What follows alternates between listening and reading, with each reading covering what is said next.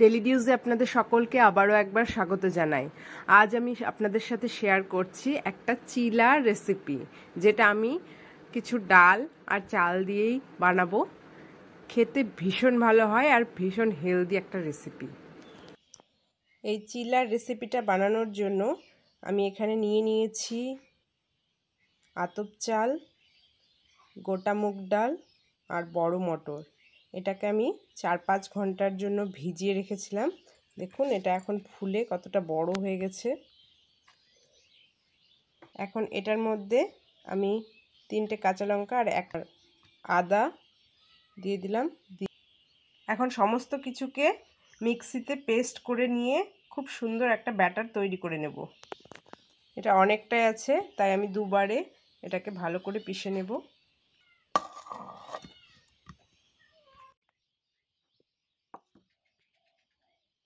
খুব সুন্দর একটা ব্যাটার আমার রেডি হয়ে গেছে। এখন আমি এটাকে বাটিতে ঢেলে নিয়ে আবার বাকি উপকরণগুলোকে পিষে নেব।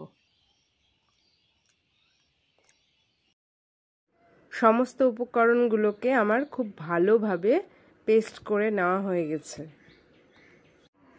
এটাকে এখন একটা হাতার সাহায্যে একটু ফেটিয়ে নিতে হবে, তাহলে এটার টেস্ট আরও বেড়ে যাবে।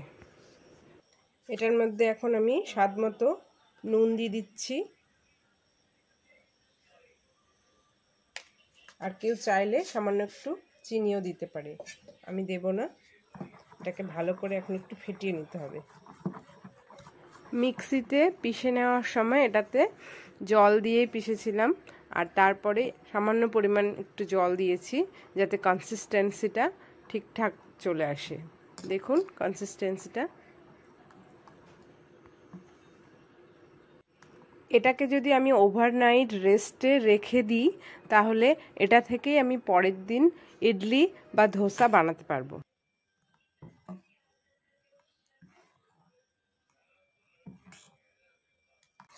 ব্যাটারটা ভালো করে আমার ফেটানো হয়ে গেছে। এখন এটাকে একটা একটা করে চিলা আমি তৈরি করে নেব। প্রথমে আমি তেল দিয়ে নিচ্ছি একটু।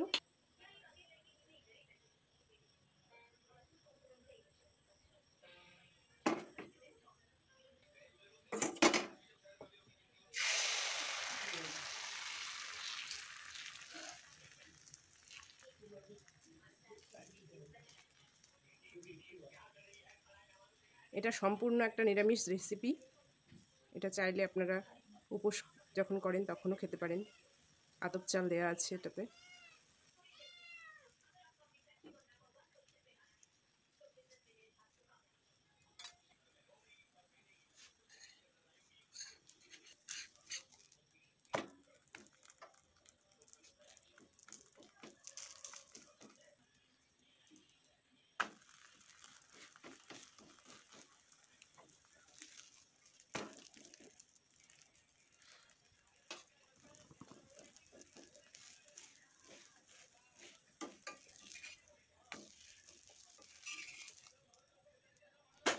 এরপর একে একে ওই ব্যাটার থেকে আমি সমস্ত চিলাগুলো ভেজে নেব। এই রেসিপিটা তৈরি করতে খুব কম তেল ইউজ হয়, আর সকালে ব্রেকফাস্টের জন্য এই রেসিপিটা খুবই ভালো একটা রেসিপি।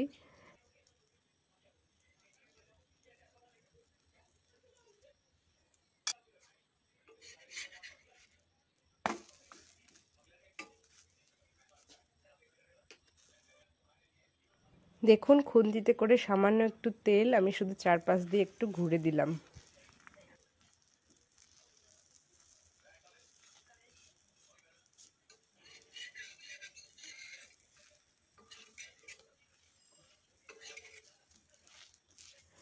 দেড়শো থেকে 200 গ্রাম মতো চাল ও ডাল ভিজিয়ে সেটা ফুলে অনেকটা হয়ে যায়। সেক্ষেত্রে আমরা পেশানোর পরে সেটা থেকে আরামসে 5-6টা চিলা বানিয়ে নিতে পারবো। আর এটা সকালের ব্রেকফাস্টের জন্য খুবই ভালো একটা রেসিপি। বাচ্চা বড় যে কেউ এটা খেতে ভালোবাসবে। সমস্ত চিলাগুলো আমার ভাজা হয়ে গেছে। দেখুন এটা দেখতে যেরকম ভালো লাগছে, খেতেও ভীষণ ভালো।